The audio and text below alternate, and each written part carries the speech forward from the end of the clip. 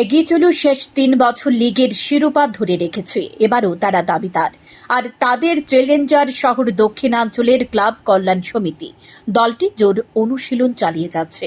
বৃহস্পতিবার সকালে উমাকান্ত মিনি স্টেডিয়ামে কোচ আবু তাহের দলের ফুটবলারদের নিয়ে ঘাম ছড়িয়ে চলেছে। এক সাক্ষাৎকারে কোচ আবু তাহের জানান, রাখাল শিল্ডের সেমিফাইনালের হার ভুলে গিয়ে ঘুরে দাঁড়াবে কল্যাণ সমিতি। প্রথম ম্যাচ আমরা দুর্ভাগ্যবশত রাখাল শিল্ডের সেমিফাইনালে আমরা হেরেছি। তো আমার টিম ভালো খেলেই হেরেছে। লাস্ট মিনিটে কিষান যে 1:1 মিস করেছে, সেটা যদি গোল হতো তাহলে হয়তো আমরা ফাইনাল খেলতাম রাখাল শিল্ডের। তো ফার্স্ট ইজ ফার্স্ট, যেটা গেছে সেটা নিয়ে আমরা ভাবতে চাই না। আমরা ভাবতে চাই ফার্স্ট ম্যাচ লিগের 25 তারিখ আগামীকালকে। তো লাস্ট ম্যাচে যে ভুলগুলো ছিল সেগুলো কিছু হলেও আমরা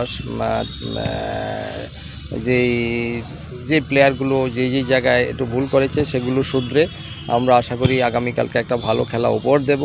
কিন্তু দুর্ভাগ্য হলো সেটা সত্যি যে আমাদের প্লেয়ার সবাইকে আমি পাচ্ছি না হাতে। তো একজন কোচ যদি সব প্লেয়ারকে হাতে না পায়, মাঠে না পায়, তাহলে very difficult to do something, কিছু ফাইট করা।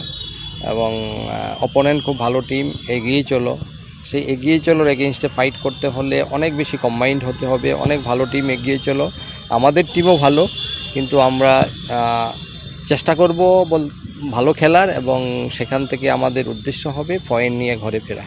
নতুন দুজন ফুটবলার কল্যাণ সমিতির দলে নিয়েছে, একজন মণিপুর ও একজন মিজোরাম থেকে। লিগের লড়াইয়ের শুরুটা ভালো করার দিকে তারা তাকিয়ে। শান্তন টিভি।